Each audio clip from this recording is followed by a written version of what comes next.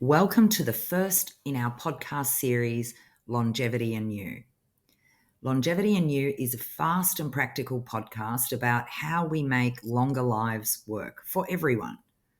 We explore the four main pillars of longevity: care, housing, financial, and individual resilience. And we look at talking to people from Australia and around the world that are leading this conversation, not about aging, but about longevity.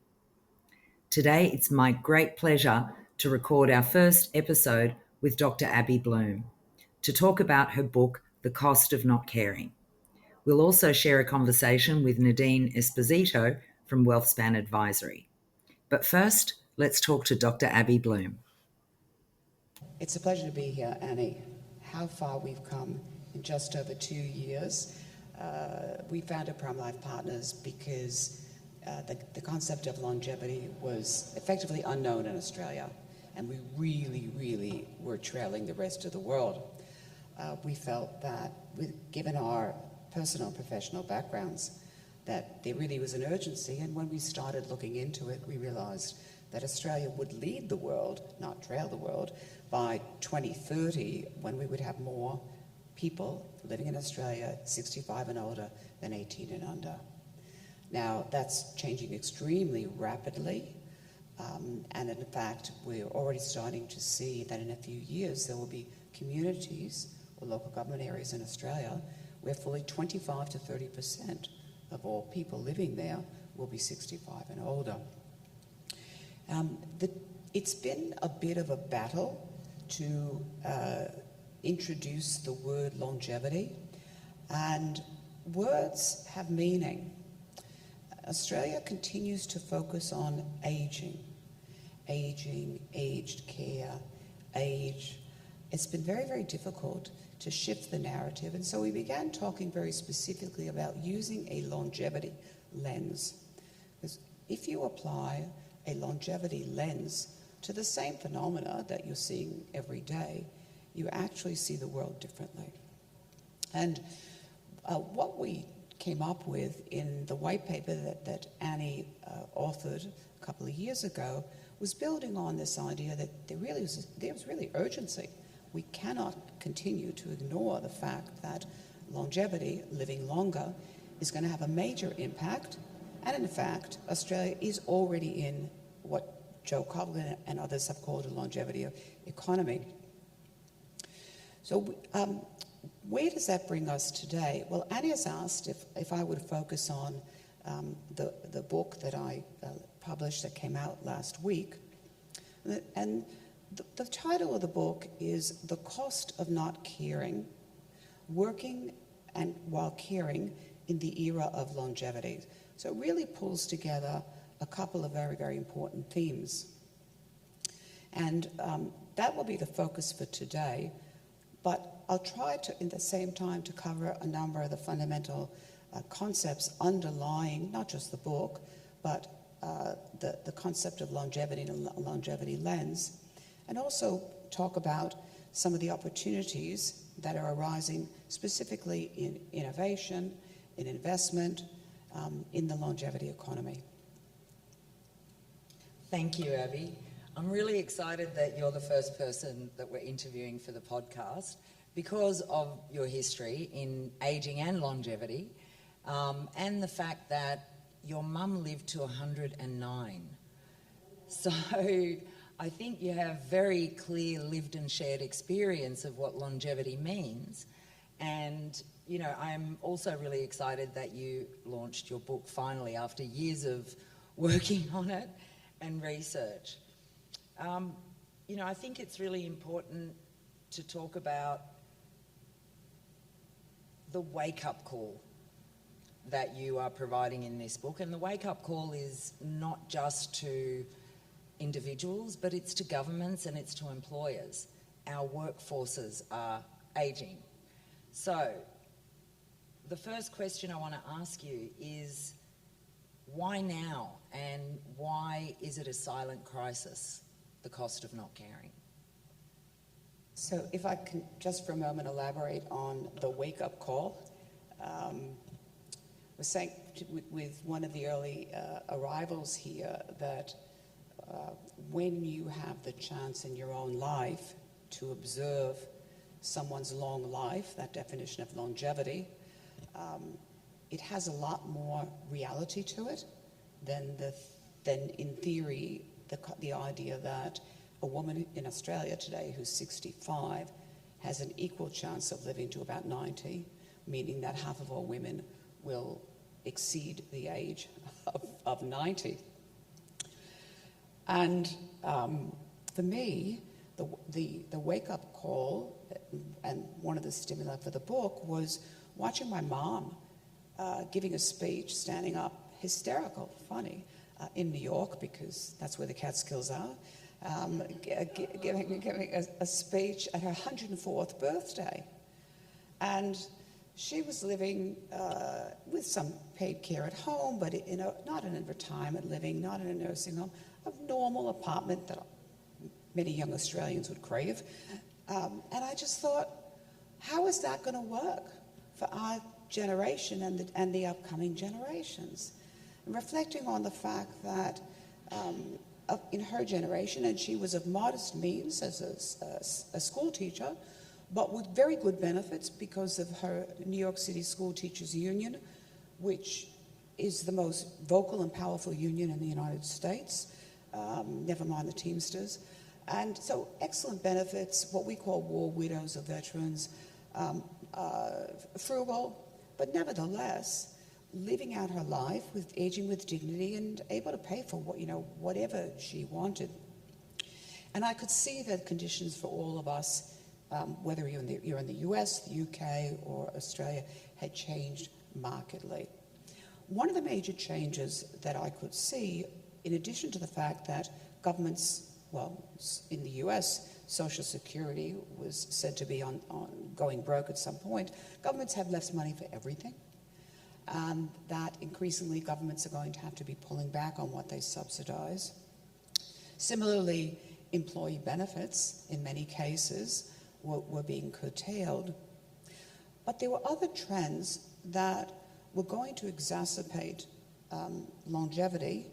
And one of them was the fact that as a result of these different dynamics, the demographics of living longer, and in particular the rise of women working full or part-time, the old assumptions that, oh well, one of the girls will take care of mom was no longer going to work. And there were two main reasons, one of which was the fact that they not only were working, probably had to work because the cost of living increases, and were at the same time juggling at least children, if not adult children and grandchildren, along with their aging parents and possibly a partner in need. That this was going to create an impossible situation for unpaid carers to pick up the slack, that is, for women. So I thought about, how do we bring attention to this? How do we move the needle on this? How do we encourage innovation in this space, not just to make it easier for people to age with dignity at home, but in particular the focus on this book is supporting caregivers, as they're called in the United States, or unpaid carers here. So you talk about the messy middle, and it's, I find it difficult to think about because I felt that my mum was in the messy middle, and she was born in the 1930s. So I wonder how recent that phenomena is. But it is affecting people now, as it did me, as it did my mum, as it did you, and as it will your children and my children. So juggling jobs, kids and aging parents, what happens when workplaces don't change to accommodate that? Yeah, look, I think that's a really, really important point. And as far back as 2017 or 2018, the first book to even discuss this was The 100-Year Life, which is written by two people from London Business School. They didn't go into great depth, except for saying that the workplace of the future will have to change. Well, it's the workplace of the now that has not changed and will have to change. The term sandwich generation has been bandied about, and my view is that's not enough.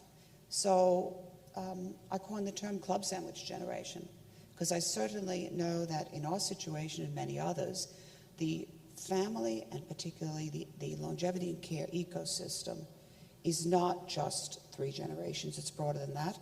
And in some instances, we find, in fact, one of our keynote speakers yesterday at a longevity or aging forum is taking care of her in-laws as well.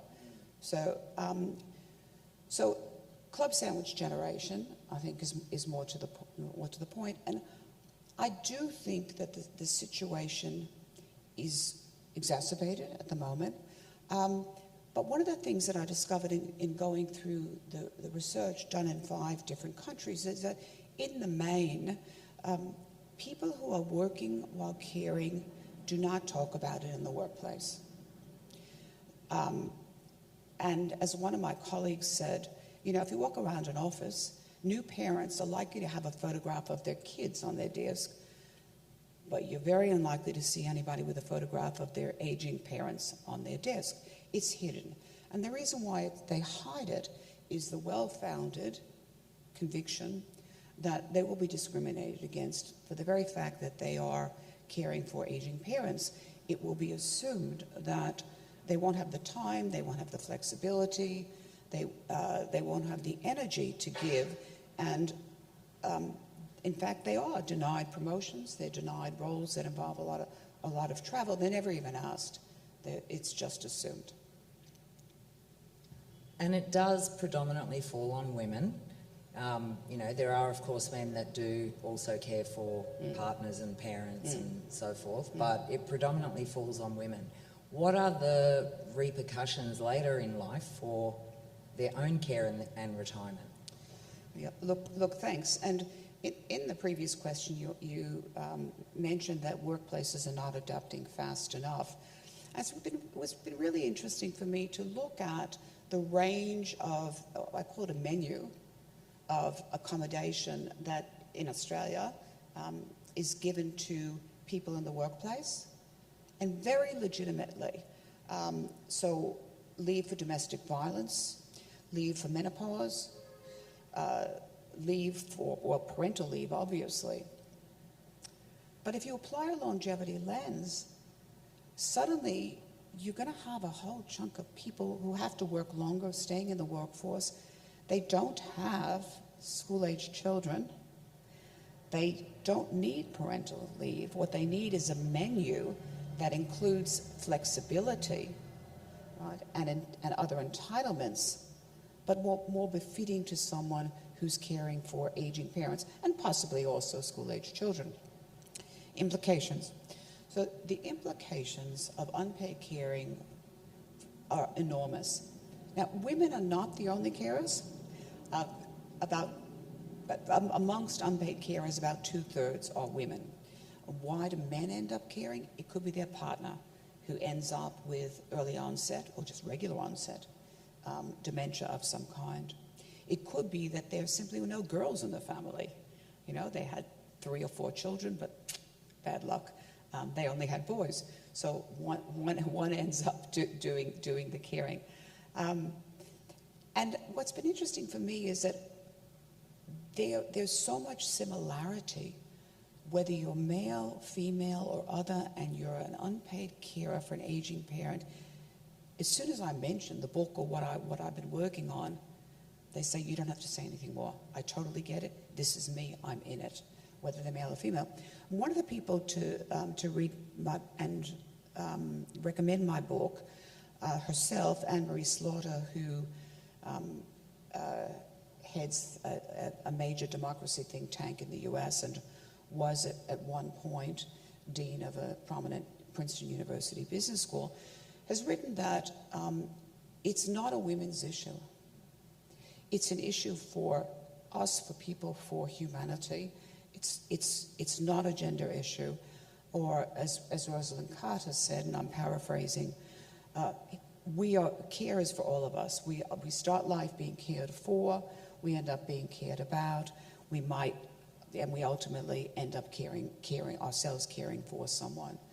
So, you talk about the care economy, people normally focus on the trade, the transfer of goods and services.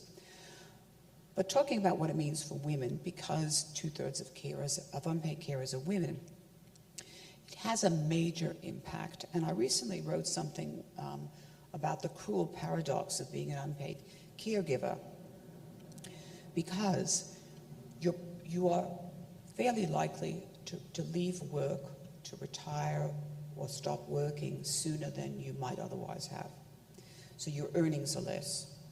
What goes along with the lesser earnings is lesser retirement savings.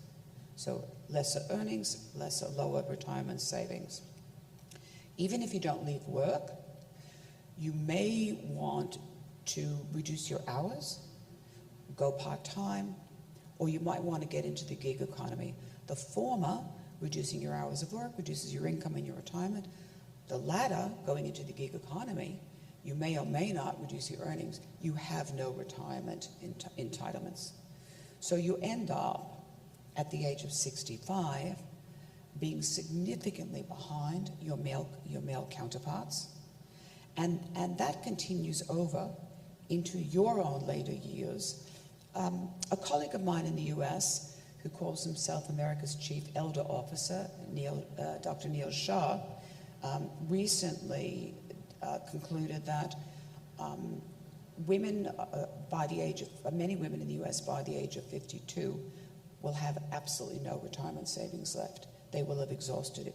Because there's one other element in the equation of being an unpaid caregiver. Even if you do qualify, or your aging parent does qualify for some subsidized care, you have out-of-pocket expenses. And those out-of-pocket expenses add up. Here's a good example from Australia. At the moment, and I think into the future, in Australia, your support for aging at home does not include any digital technology. It does not include enough funding to wire up your home for Wi-Fi. So it obviously doesn't enable you to participate in telemedicine, doesn't allow you to take advantage of the booming things that are available to support people with dementia in the home. So the out-of-pocket costs can be quite significant. Who does it better? You've spoken to people from a range of countries. Who does it better? Okay, well, who doesn't do it better? First of all, I'm really concerned about the US. The trends of people working in the gig economy or being out of work, the lack of investment, in general, the lack of investment in carers, running out of paid carers. In Australia, many of our paid carers are students who come in on student visas, and in addition to studying, they're allowed to work 28 hours a week. There really hasn't been a move to try to enlist women over the age of 55 as carers. They certainly know how to care. So the US, I don't think, is doing it any better. I'm watching the UK, which always had a much better social support system.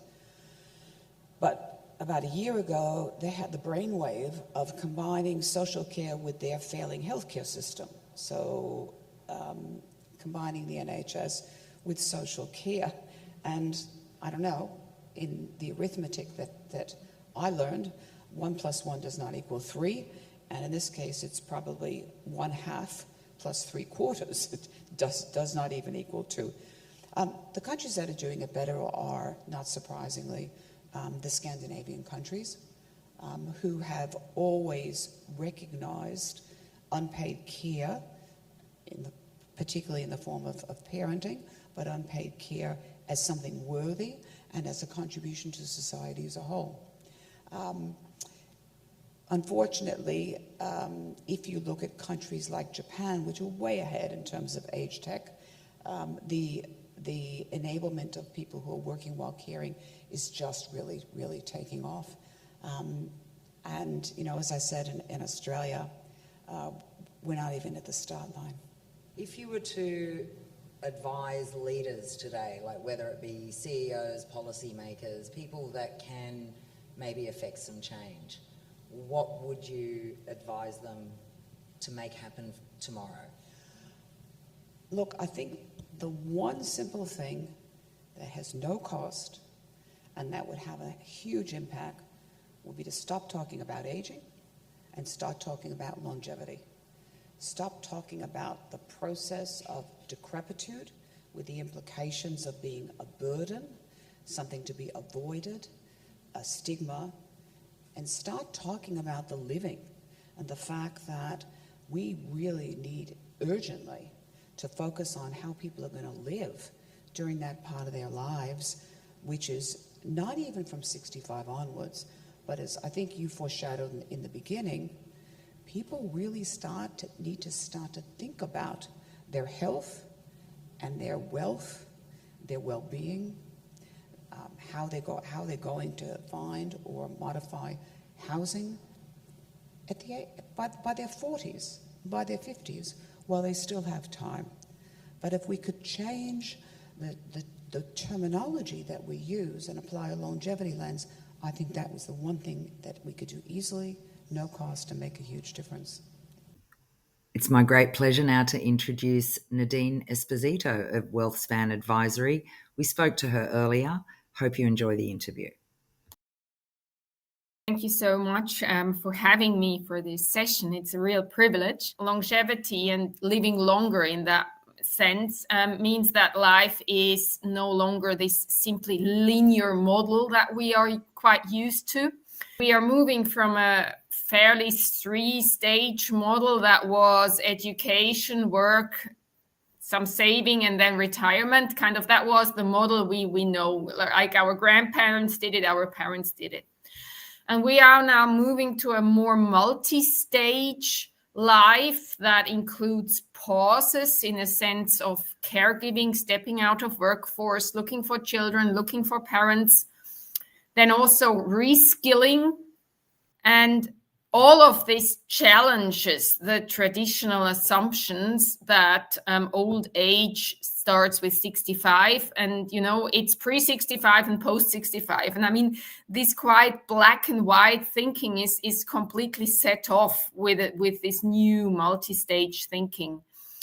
Then obviously also longer life, they require financial, social, and health systems to evolve to cover for these new challenges. We also must start to design careers that accommodate more for this longevity risk, the risk that you run out of financial means before you run out of life, very frankly speaking.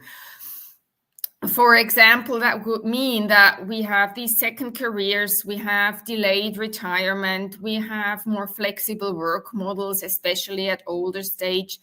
Simply all that would allow people to, on one hand, care for others, but also to be retained in the workforce for as long as possible. And in essence, you could say longevity is not just about living longer in that sense, but living better across longer time horizons.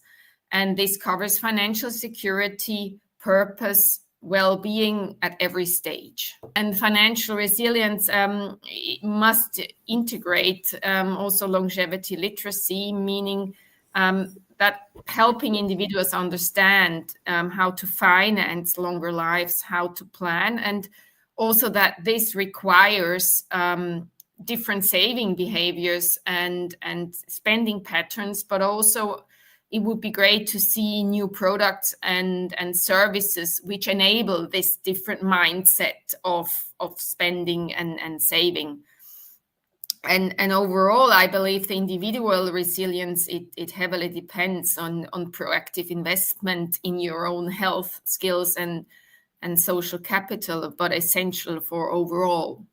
What do you think the opportunities are then? Definitely this whole longevity transition is a multi-trillion dollar, franc, whatever currency you want to take opportunity. And it needs to be addressed holistically. I believe it's not something which you can just tackle from one angle. I see definitely there is a need for businesses that they can look into designing products and services that serve the 50 plus population, not only in healthcare, but as mentioned, in finance, in housing, in education and insurance, but also in leisure, in sports activities, because it's just a factor of community building. Insurers, asset managers, banks, they could all create longevity adjusted products and services. And we should see more for flexible investment portfolios or even longevity literacy programs. That's more on the business side. That longevity is not only around the change in customer age and behavior. It's also about that the employee base is aging. And here in Switzerland, we'll see that by 2030, more than 1/3 of the whole employee basis will be above 50. That brings additional challenges for employers. You are building a longevity-ready future for people. Talk about Wellthspan Advisory and your vision.